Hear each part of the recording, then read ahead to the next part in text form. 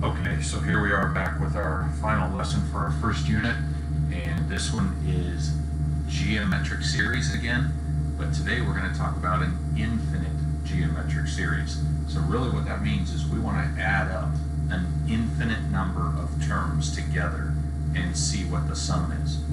Think about that for just a minute. How do you add an infinite number of terms together? Now, I haven't been doing warm-ups in the other videos, but we are going to do it today because I need the data from the warm-up here. So it says find the sum for the series given the number of terms in the series. So this is what we did in our previous lesson. We have the sum from 1 to 5, and here's my series up here, 3, 9, 27, 81, and we also have the sum from 1 to 20, okay? You'll notice that it's a multiple of 3. That's where this 3 next to the n minus 1 comes from. That's my r value. The first term also happens to be 3, so that's why this term out here is 3. And we would simply plug into our sum formula right here.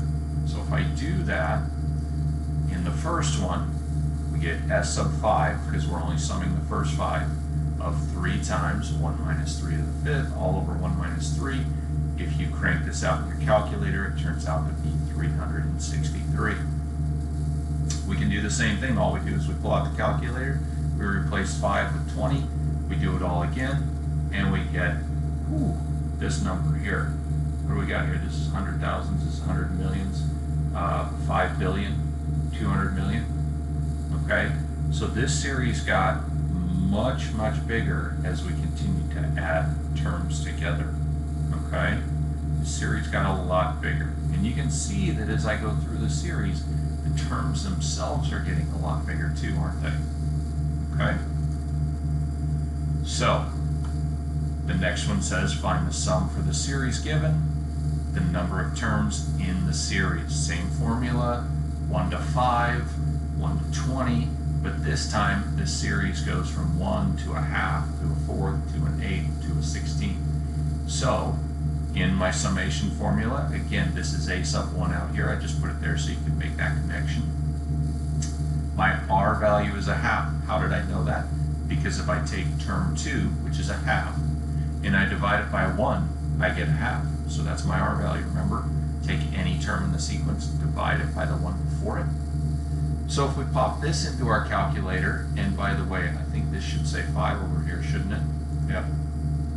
So if we pop this into our calculator, we get this right here, okay?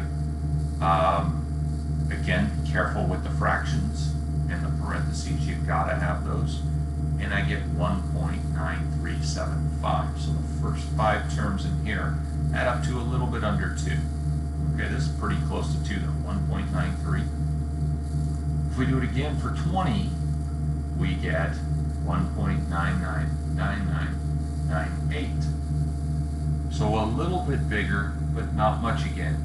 And if you remember the series that I showed in the previous lesson, we showed that the 50th term in that series was really, really small. So we have the same thing happening in this series here. By the time we get out to the 20th term, we're not adding a whole lot to this, okay? These two numbers are really close to each other, all right?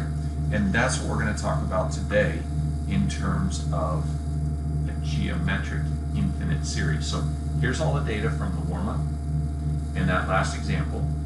So I've got my warm-up values. When I went 1 to 5, it was 363. When I went 1 to 20, it was 5 billion. And then we did another one where I went 1 to 5, and it was 1.9375, and I went 1 to 20, and it was barely under 2. Okay?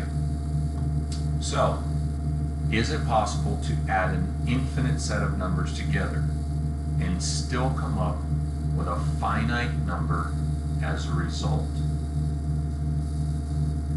Now, in my first series, if I went 1 to 50, this thing's just going to get bigger and bigger and bigger. And I think that's pretty easy to see here. But in this series, if I went 1 to 50, what do you think it's going to add up to? If you said 2, you're correct.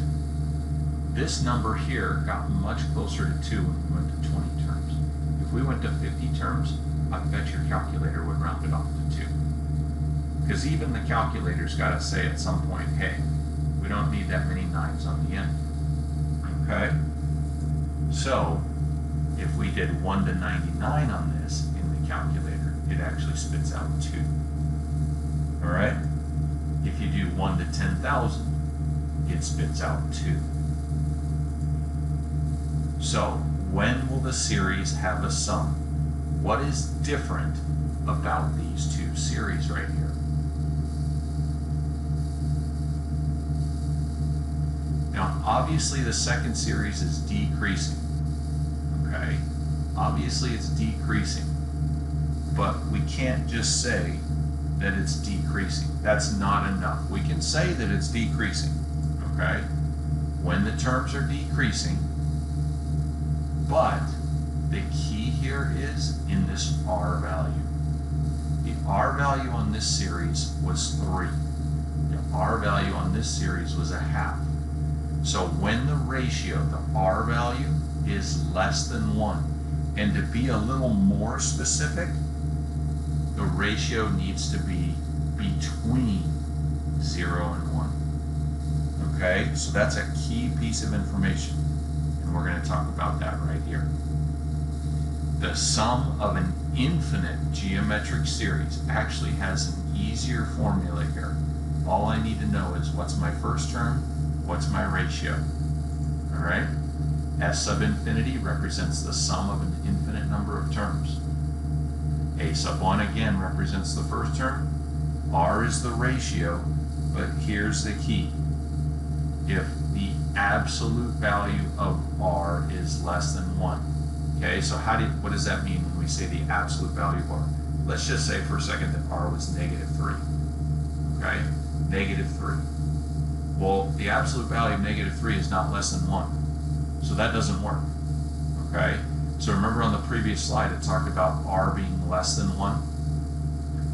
If R is less than 1 but greater than 0, then its absolute value will always be here.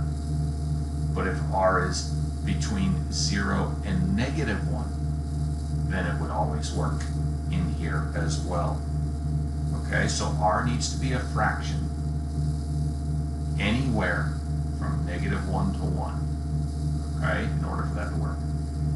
Now, and I should have said this earlier, but if that is true, I'm going to back up here. If that is true, then we say that the series converges and it has a sum. Converging means to come together. All right, so if R is less than 1, then it has a sum. Just like our previous slide. When R was 1/2, it was summing to 2. When R was 3, it was just getting bigger and bigger. If R is greater than or equal to 1, then our series diverges. Diverge means it goes apart. It has no sum. That was the warm-up. Okay? An infinite sum can only be found when the infinite geometric series converges, and it has to be R between -1 and 1. Okay? So, a geometric series in summation notation, this looks exactly the same as your previous notation, except now we're going from 1 to infinity, or, you know, this could even be 10 to infinity, because my first term would then be a sub 10. Okay? So, this is the same formula we've been using. This is our explicit formula for geometric sequences. All right, so this one says decide whether the geometric series converges or diverges. Okay, so is that R value between -1 and 1? If the series converges, write it in summation notation and find the sum.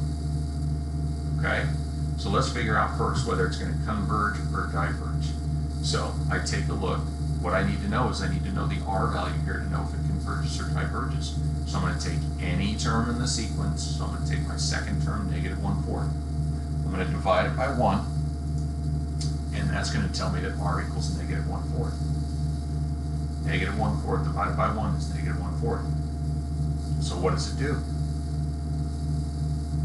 It converges because R is between -1 and 1. Okay, so if it converges, write it in summation notation and find the sum.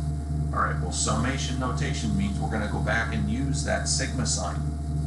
Okay, so in order to do that, I start off with sigma.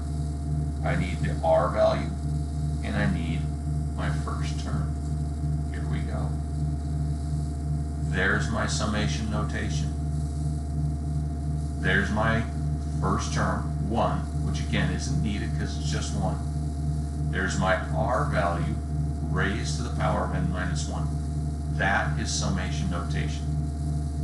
To find the sum, we need the same things. Okay, to actually do the sum, we need this formula, which is a sub 1 over 1 minus R.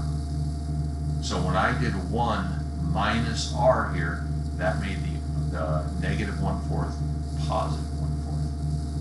And I pop that in my calculator, or I crank it out by hand, and I get 4/5. So this series, if we kept adding these terms, 1, take away a 4th, add a 16th, take away a 64th, add 1 over 256. If we kept doing that and doing them forever and ever and ever, it's going to converge to 4/5. All right, here's the next one. Second term divided by the first term is -2, so that means this one diverges, and we're done on that one. Nothing else you can do on that.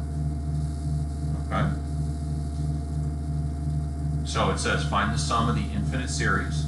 So these are pretty straightforward. I would try and turn off the video at this point and see if you can do those on your own.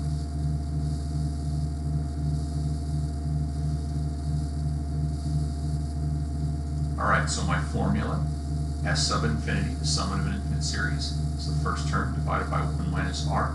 All of that is right here. Here's a sub 1, number 10.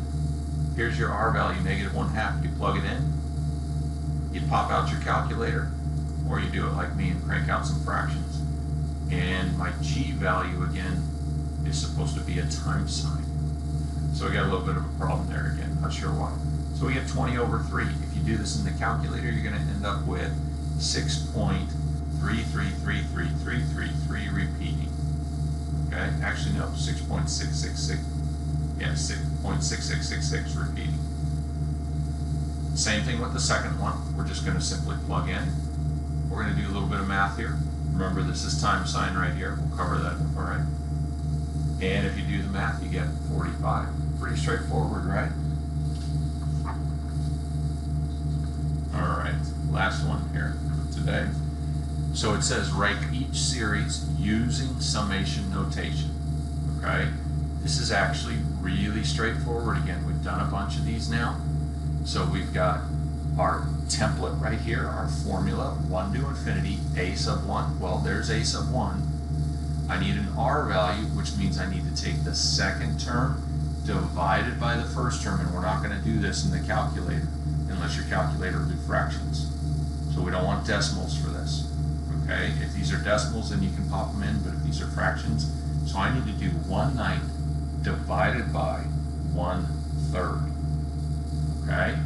Now, you might also just be able to look at this and say, well, what do I need to multiply 1/3 by to get to 1/9? You said 3, you're close, but you're going to multiply by 1 on the top and 3 on the bottom. That's 1/3. There's your R value right there. Okay? So n equals 1 to infinity of a sub 1 times R to the power of n minus 1. Try the next one if you haven't done it already. All right? So 20 divided by 50 is 2/5. There we go. Done. There's a sub 1. There's R. Power of n minus 1. And that finishes up this lesson, ladies and gentlemen.